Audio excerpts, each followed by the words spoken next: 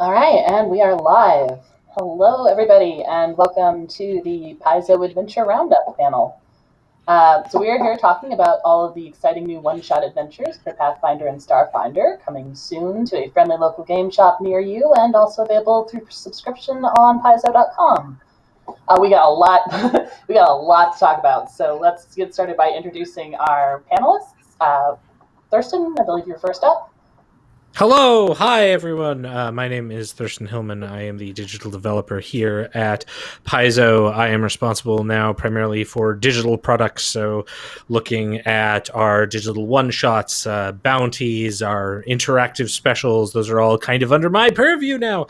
But that's super cool, and I have fun with that. We kind of. In order for us to have adventures and have adventures work, we need to have a great community. And I just want to call out our awesome community here, from our freelancers, our fans, our volunteers who are here watching us. Whilst we get the opportunity to make all of these cool adventures, really we'd just be a bunch of weird people writing adventures only for ourselves if there weren't people out there to carry those adventures to other people, enjoy them themselves, and just talk about them in general. So I kind of wanted to just give a shout out to the community. You are really what lets us do what we love and brings that joy to us throughout the year of telling us your experiences with our products. So just a big shout out to our community. I love all of you, and I can't wait to share all this exciting news that we have. That is me. Hey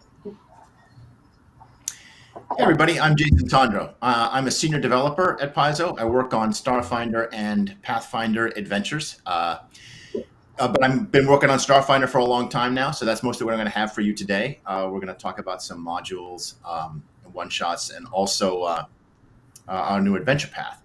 But I wanted to echo kind of what Thirsty was saying too. Like this last week has been super stressful for everybody that you've been hearing us all everyone that you've been seeing on the screen, and some of my colleagues have already spoken really eloquently about that.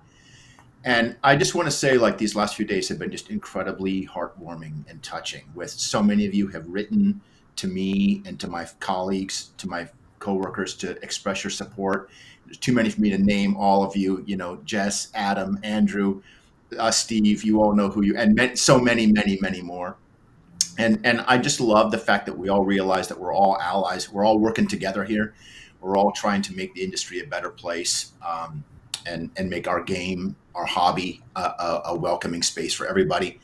So thank you, and please stick with us, because we are right there beside you in the trenches, making the games that we all love. Thanks. Hey, I'm James Jacobs. I'm the creative director for Pathfinder, and right off the bat, pretty much everything Thirsty and Jeff has said goes for me as well. It's been a week, that's for sure. I'm going to be talking mostly about the standalone adventures for Pathfinder. They're something that I'm sort of taking the control of going forward. We've got a couple of one announcement I don't think anybody has said anything about yet, and another one that people have heard about that is finally on the way. Yeah, that's it. I just want to thank everybody out there. I love you all, and I apologize in advance for any of your characters that get into situations in certain adventures that are upcoming. So, not my fault. Well, maybe it is, but. My name is Kelsey John. I'm an editor here at Paizo, and I'm going to be acting as the moderator for this little panel. Just echoing everything everyone has said before, I just wanted to thank you all for tuning in and for supporting us, even though it has been quite the week. With that, we might as well get into the business. I think we were thinking we'd just go down the line, I think. So, Thirsty, you want to go ahead? Yeah, sure. Let's talk about digital offerings. We got a bunch of cool stuff coming down the pipe. So first off, what I would like to start with coming up right now is Headshot the Rot, which is our next standalone digital one shot for Pathfinder. It's our third one of these that's coming out. I think we actually have a cover art piece for that maybe we can like swatch up there. Look at that. Awesome tech team. Yeah. So, Headshot the Rot by Paizo's own Michael Sayer. It is a third level one shot where, as you may have noticed from the cover, the title, everything. Oh no, zombies. Oh, also these people on the cover seem to have a variety of guns. That's because all of the pre-generated characters for this digital one-shot are all gunslingers.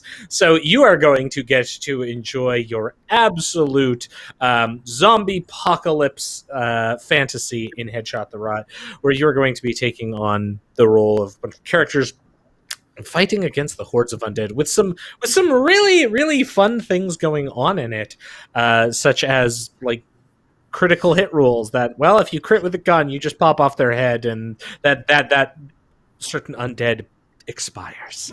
I'm really looking forward to this. I myself wasn't actually the developer on this. This was developed by Adam Daigle here, but we're really excited. It's kind of the next one coming up, and we just wanted to showcase that. It'll be coming up pretty soon. I believe Halloween, folks. Halloween. Yeah, almost like we time some of these things. All right, so that brings us to our next digital one shot. For Pathfinder, which we haven't announced, and I will be announcing here. That is going to be Pathfinder One Shot number 4, which will be coming in spring of actually just in the new year. So early-ish 2022. This will be Mark of the Mantis by Paizo's John Compton. This is going to be the first of these digital one-shots that I've been involved with. I'm really excited for this because one of the reasons I was brought in to sort of champion digital lines is that I've been someone who has a lot of experience with running digital games, being involved in the digital community. I've been in org play for quite some time, so I have a lot of experience with just how people tend to run their games, what sort of different groups are out there, and how we can cater to those groups. And one thing I'm really excited for with Mark of the Mantis as a product that we're going to do is it's kind of hitting a whole bunch of things that I think the line will really benefit from. First of all, in this adventure, all of the player characters, the pre-generated characters, are going to be members of the Red Mantis Society, except for one very disgruntled dwarf who is just joining them in breaking into a fortified estate to assassinate a target. And for those of you who have run little nightly one-shots, that sort of thing, you'll know that breaking into a place and killing a target has about 500 different variations of how it can go down. Many of them involve players falling over laughing at how the antics go through. We're hoping to capture that with Mark of the Mantis, but also capture the feel of the Red Mantis Assassins, who are this organization in Pathfinder that we've wanted to put some spotlight on and really show how there's this group of intimidating but also very unique and visually distinct assassins out there, and we're going to let the players play them. So I'm looking forward to that. Very, very cool thing we have coming up. And then that brings us to our next announcement, which is on the Starfinder side of things. That would be Starfinder One Shot number 3. I know number 3. We've got Jake here to talk about number 2. We're gonna pass the ball back to him to talk about number 2 in just a bit, but we're gonna actually announce number 3 here, which is System Takedown by Kendra Lee Speedling. This is again the first digital one shot I'm stepping in to be developer and outliner on for the Starfinder side of things, and this involves a group of anti-Vescarium dissidents of a variety of different species banding together to break into a comm tower unit to get the word out of some bad stuff that's going on with a government official.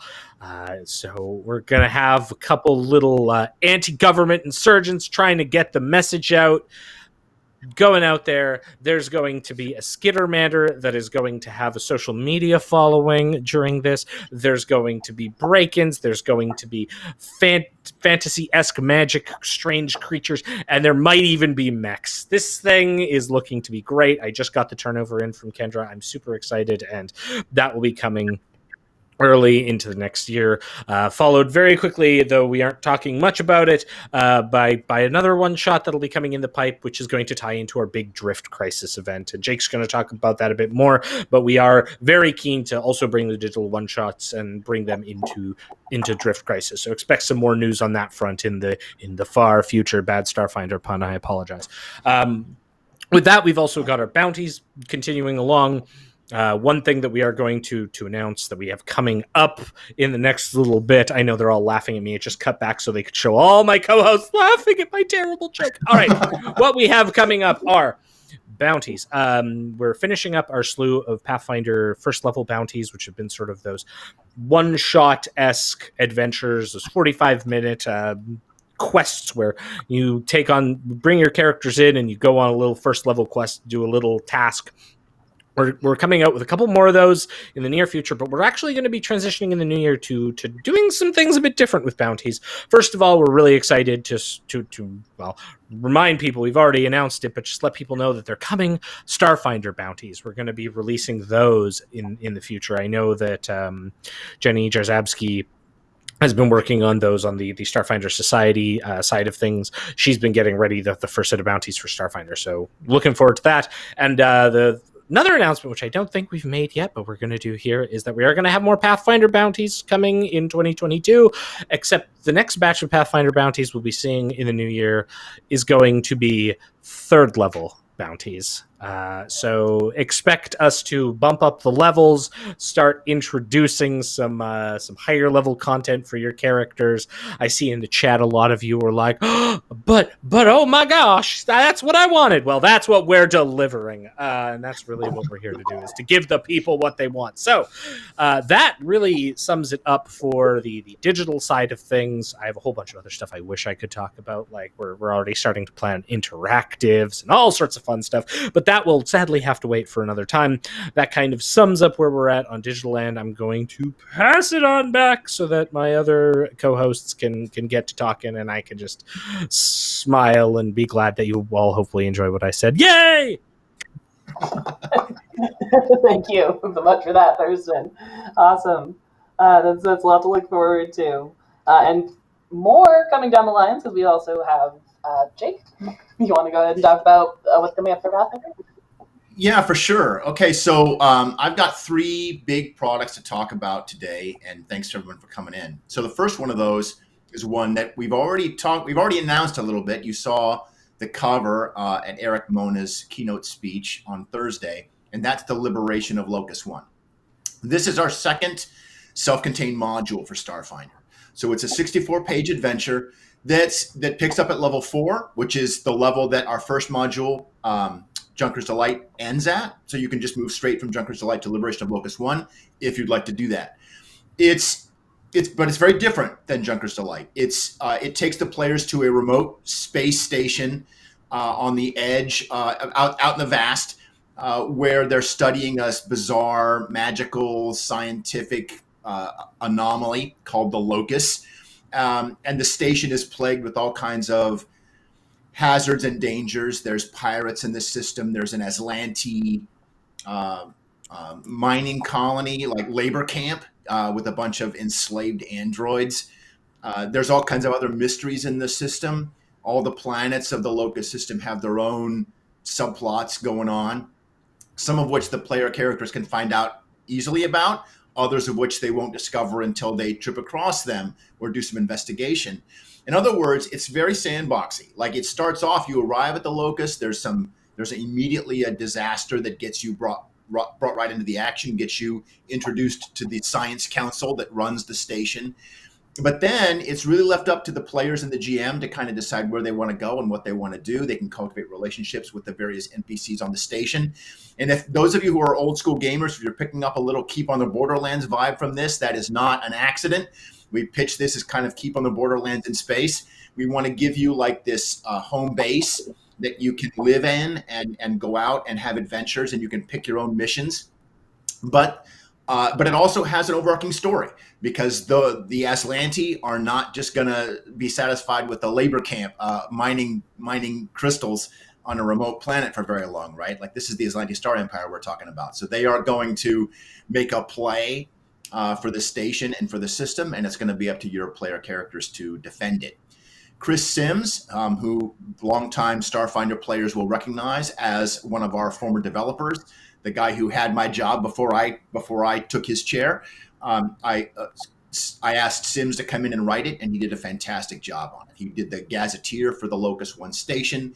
He invented a bunch of new creatures really horrifying monsters. We've got kind of a whole horror subplot going on in this AP. So if you're looking for some of that genre, you can get it here. We also expanded on some aspects of the Atlantis Star Empire. We added some of the species that are part of the alien sort of auxiliary forces that the Star Empire uses as like sort of their Foreign Legion, their version of the Foreign Legion.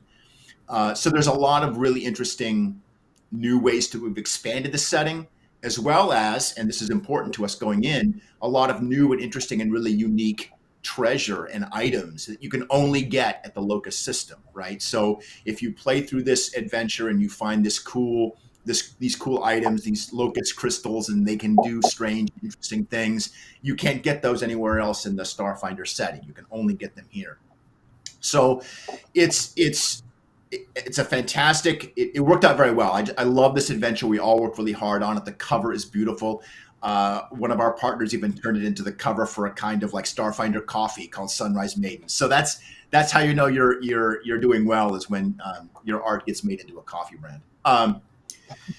So that's the first thing, Liberation of Locust One, and that's coming out soon. And I encourage everybody to check it out. And then the second thing that I want to talk about is our next Starfinder one-shot, which is the Great Grav Train Robbery. So we have a cover for that. That's right, a little Star Wars swoosh, and we get the cover to the Great Grav Train Robbery. I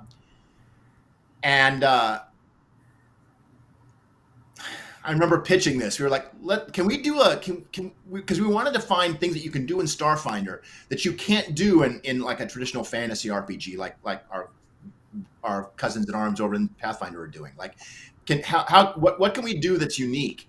And someone said, well, let's do a heist. Let's do a heist aboard a fast-moving train that's going hundreds of miles an hour across an alien desert.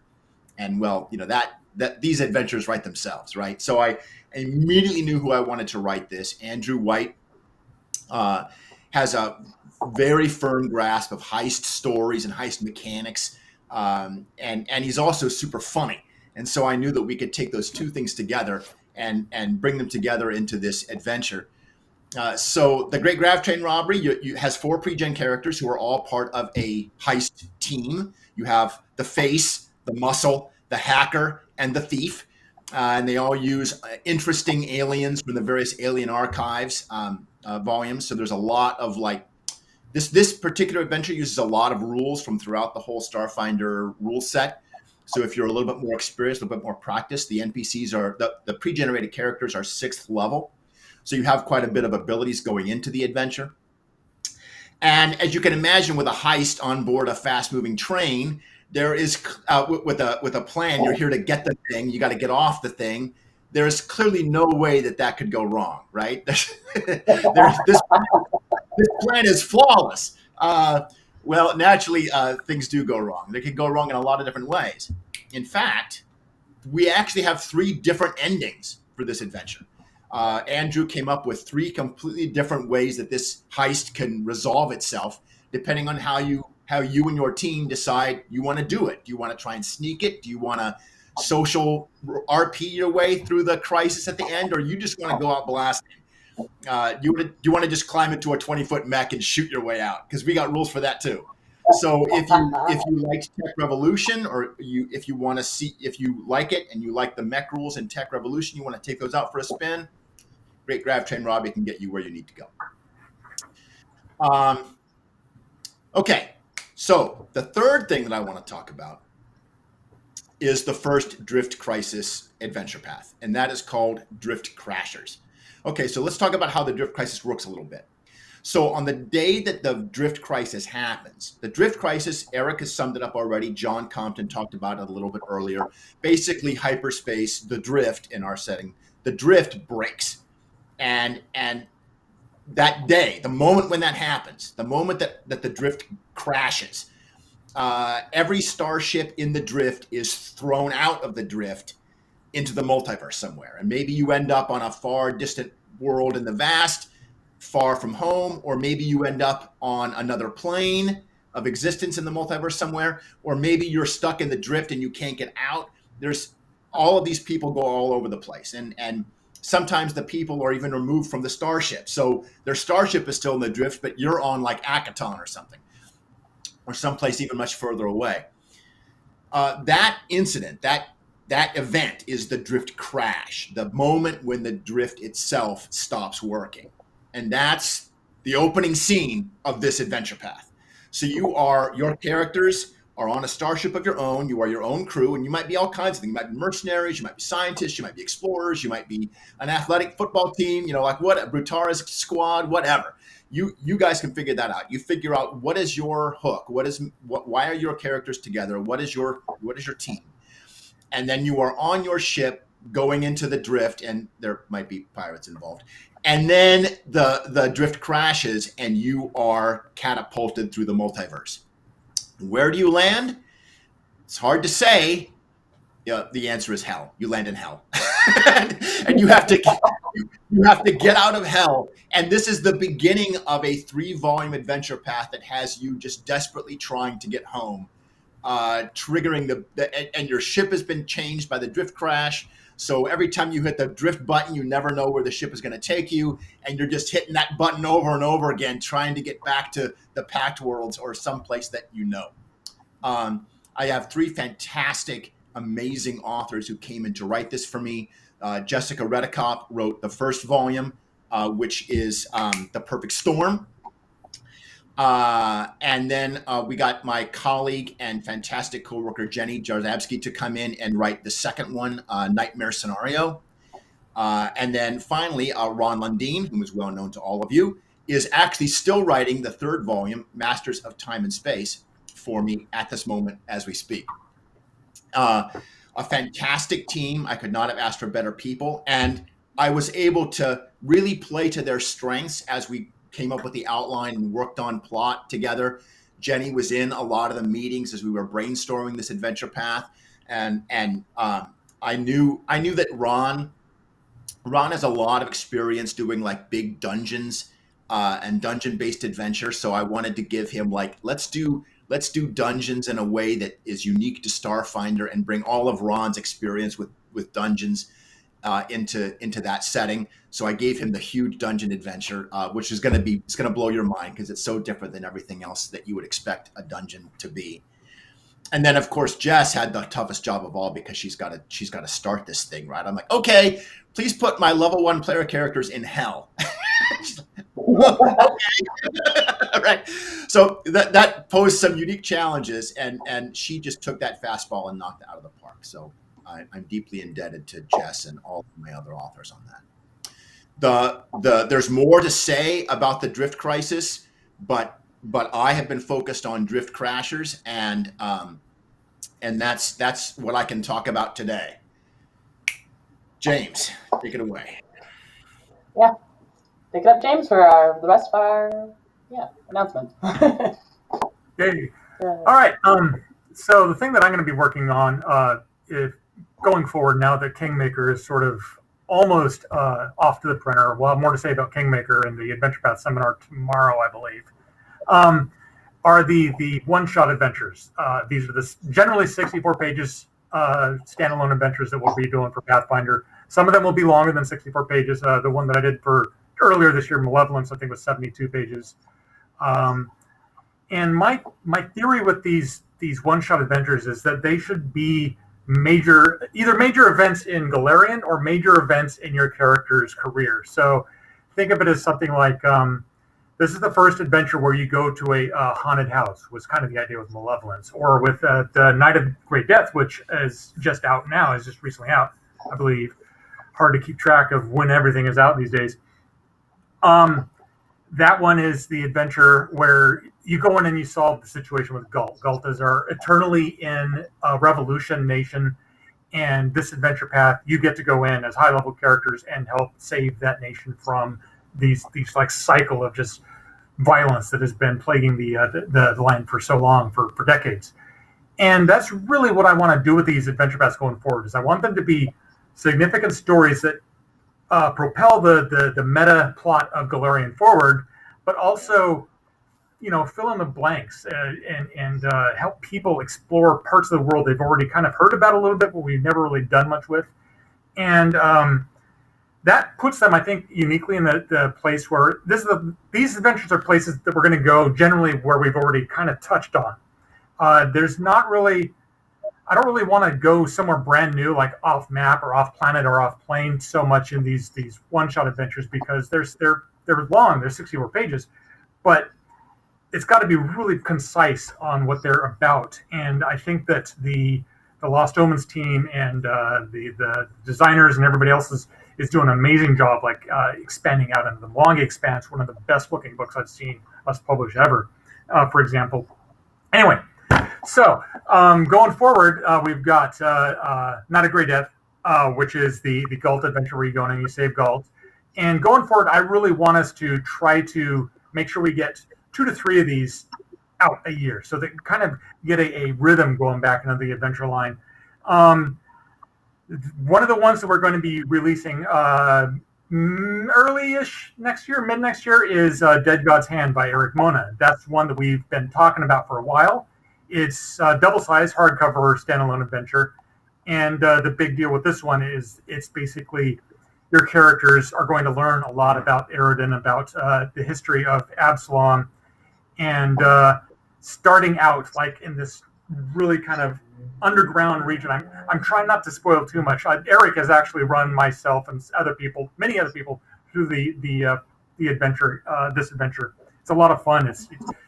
It's interesting because even from my standpoint, a lot of the stuff that Eric had in his head about Eridan and the early history of Absalom and all of that has remained in his head. And finding those things out through the course of playing this adventure is a lot of fun. So that one will be coming up pretty soon. It'll tie in nicely with the big Absalom book that is coming out, I think, very, very soon, early next year. Again, I've been in Kingmaker land so long, I've kind of lost sight of when things are coming out. But anyway, so we got Dead God's Hand coming up pretty soon. But before Dead God's Hand, the next adventure in this line after Night of Great Death is going to be coming out early next year. And that one is called Shadows at Sundown. It's written by Landon Winkler. And this adventure is sort of, I originally pitched it as sort of a sequel to Curse of the Crimson Throne, sort of a sequel to a lot of the other adventures we've set in Korvosa. Korvosa is one of the major cities in Borussia. It's been around from the very start. And I really wanted to touch on, we've been going so many amazing new places. I want to go back someplace where we spent a lot of time with and see how things have changed. So the Korvosa that you will see in Shadows at Sundown is the modern Korvosa. I mean, 10 years ago is when Queen Iliosa did her whole thing with Curse of the Crimson Throne. We've had other adventures, House on Hook Street, Academy of Secrets, and Rune Plague, and a bunch of other adventures have taken place in Korvosa since then. And the fallout of those adventures really is what starts Shadows at Sundown out when, I'll say a lot of people have been saying there's the ghost of Queen Iliosa has been spotted in the streets, and people are blaming on one hand, like, oh, it's the Rune Lord. Sorshan used to live underneath, or used to be imprisoned underneath Korvosa, and she's gone now, but maybe she's not. Other people are saying the Great Maidens are back, and they're trying to bring back Queen Iliosa. Other people are like pointing fingers at the Academy. There's all of this sort of turmoil. So the start of the adventure, your characters are kind of brought in to investigate what is the truth behind these sightings of Queen Iliosa's ghost appearing in various points across the city.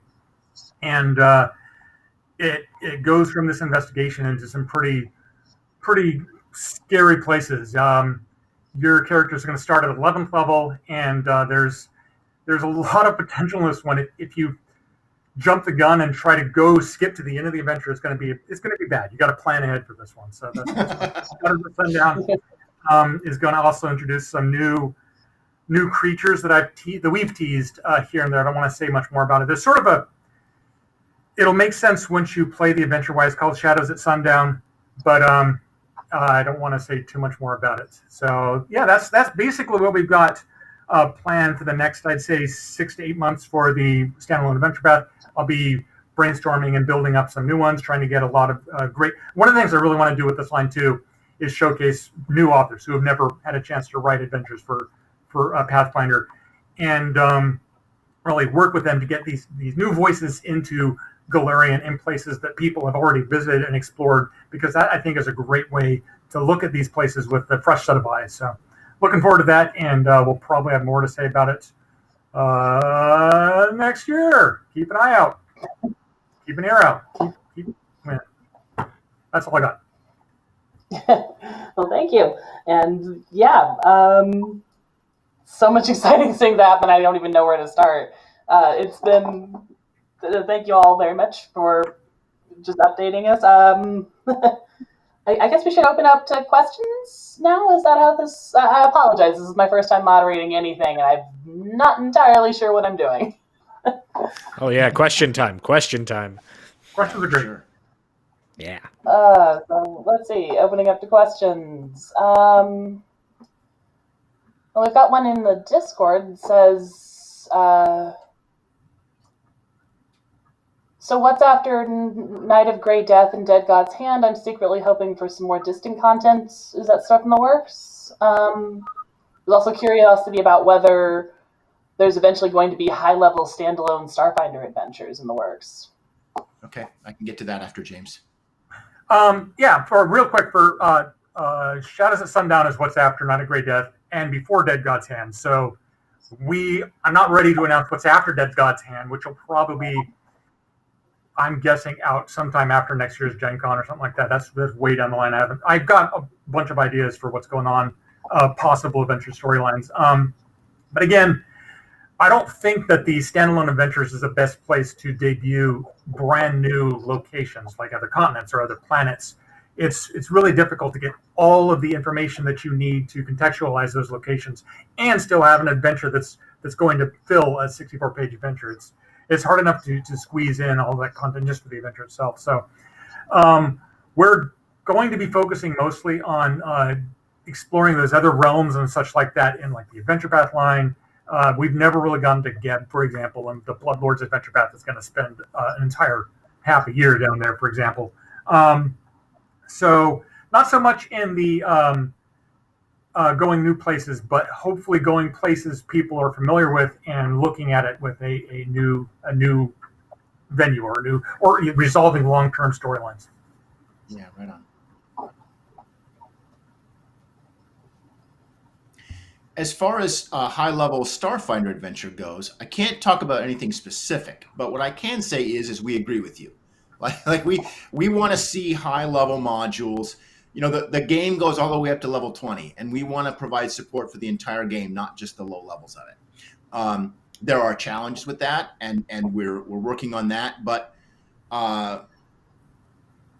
Liberation of Locust One picks up at the level that Junker's Delight leaves off at, which is 4th. I believe Locust One goes to 7th.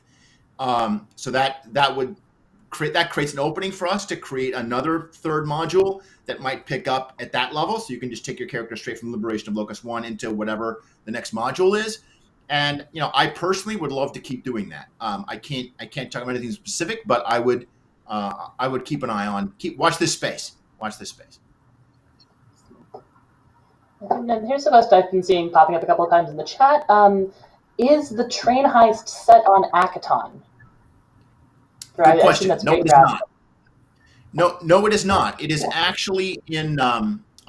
It's on one of the worlds. Now I have to remember where. It's not located on Akaton because we wanted to set it far away. It's on. Oh no! I can't believe I've forgotten what planet it's on.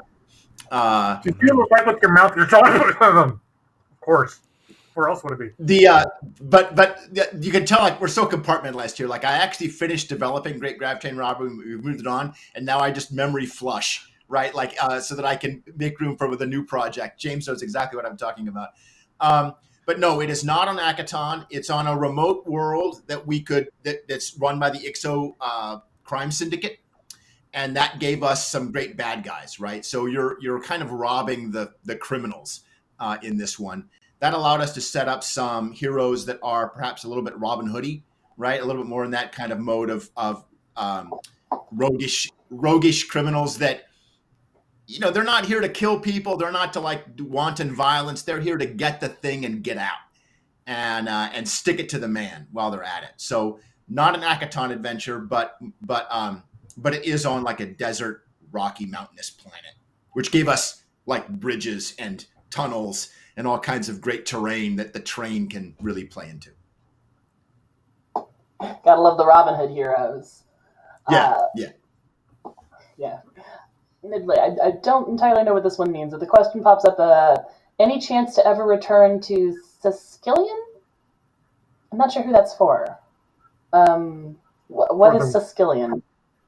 Suskalon? Suskalon? Is that it? Yeah. That Thank would you. be I have no Suskalon idea. from the Attack of the Swarm AP. Ah.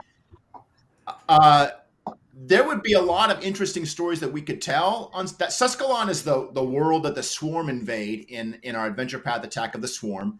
We spend 6 volumes in the Suskalon system. We kind of created Suskalon so that we could make it kind of compartmentalized. We could talk about the Swarm attacking it, and we could tell a whole story without it impacting the Pact worlds and the larger Starfighter setting. This is our philosophy for a long time. But I think that with Drift Crisis, you're going to start to see more stories that do affect the entire Starfinder setting.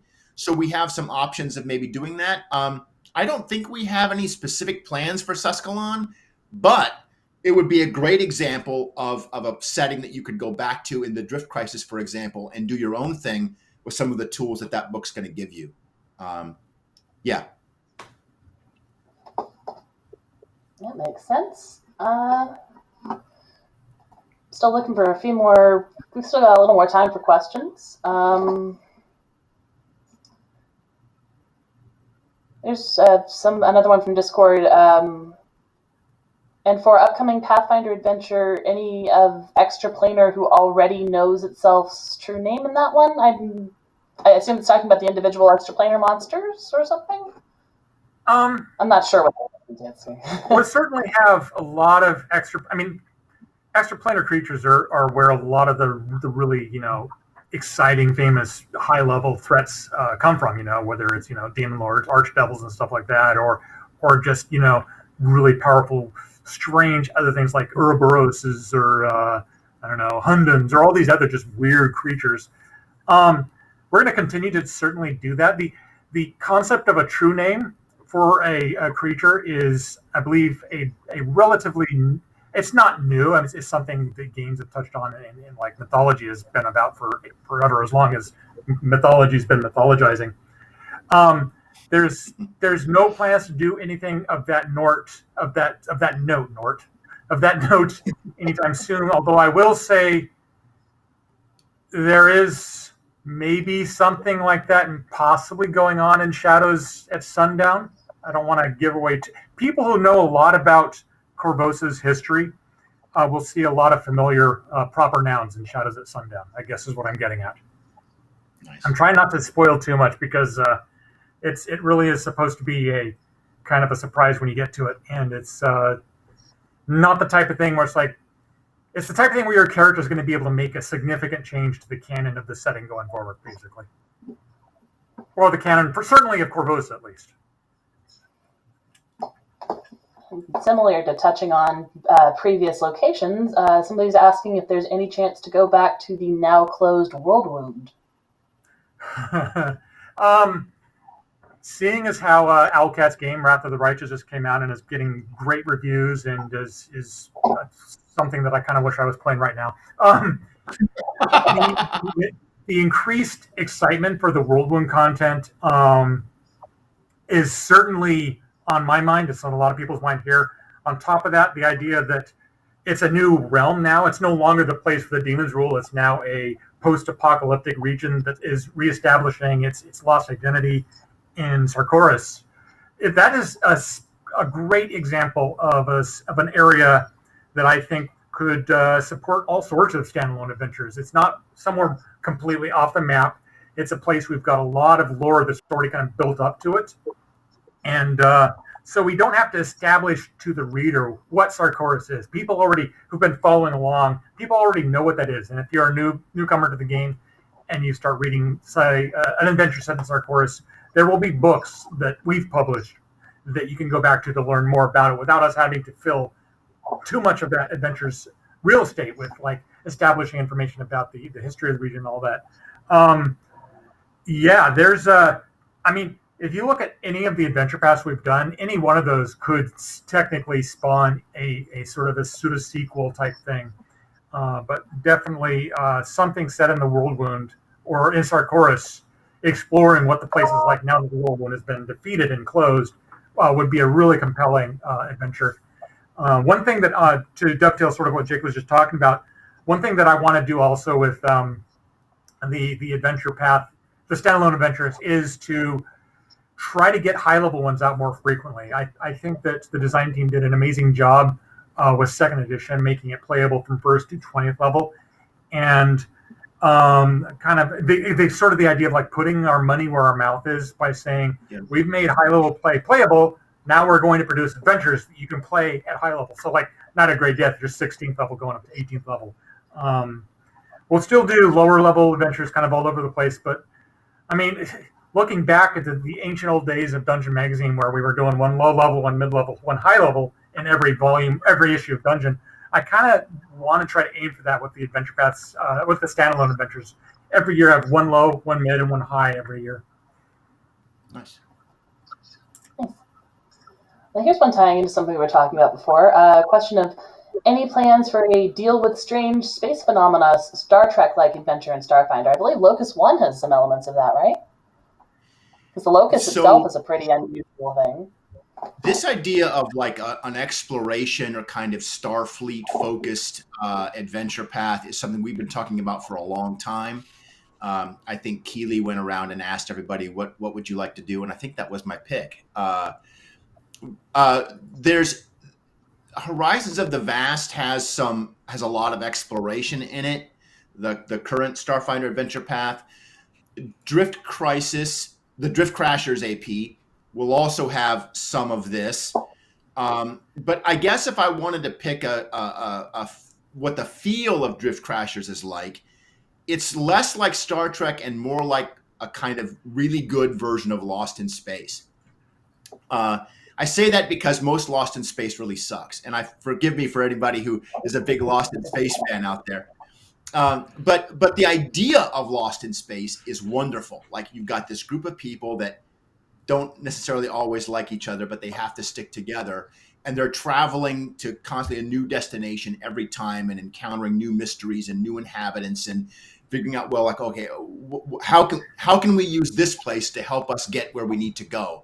I guess if it's like any Star Trek, it's like Voyager, right? Where the ship is on this long journey trying to get home, and they're passing through new strange places, and they encounter new alliances and new enemies, and they have to figure out some way of navigating all of that and making new friends and avoiding their old enemies.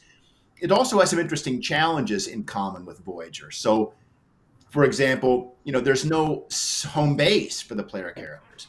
One of the things that we're used to in adventure paths is having like a place where there's recurring characters, whether that's Absalom Station or someplace like Locust One, where you can always go and you can make friends and you can always retreat to like heal your wounds and build your gear and do all that kind of stuff that adventurers want to do between adventures. But when you're on a starship that's going to a new destination every time you play, you have to bring all those characters with you. Your supporting cast has to be on the ship, or else you constantly leave them behind. And so there's some interesting parallels and challenges in terms of how the structure of that story is written. But if you're looking for a story where we're encountering strange new worlds all the time and new situations, and we have to figure out what's going on and how maybe some encountering ancient civilizations or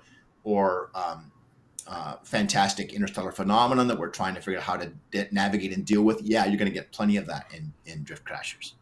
Yeah. Very cool.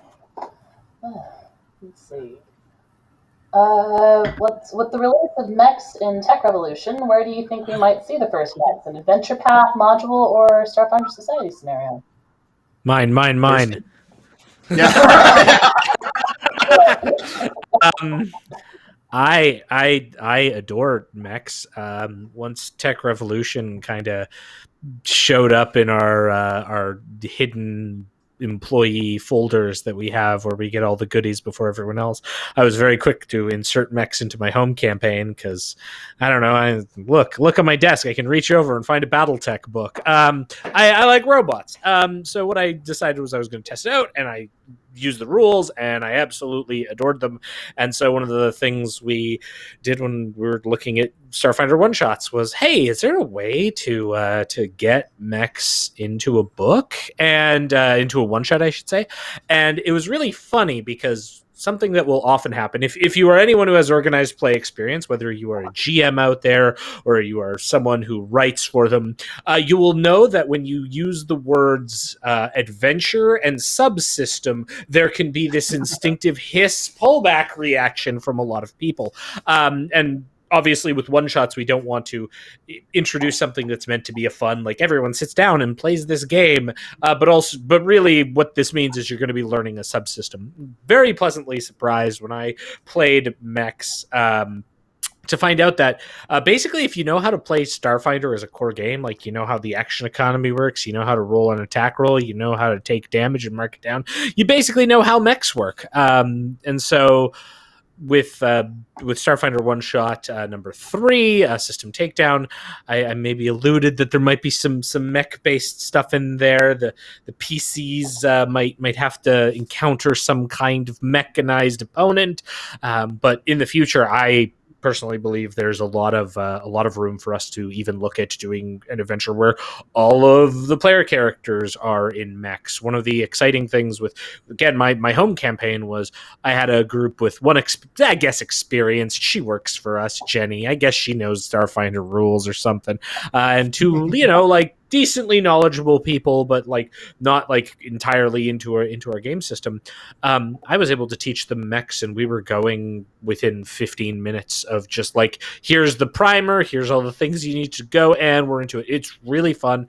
I'm really looking forward to bringing it into these one shots. I think these one shots, and honestly, society scenarios from my past being in society, I think there'll be a great opportunity to explore mechs. But that being said, I'm sure Jake and the fellows on the Starfinder team are also quite interested in maybe sneaking them into modules or adventures.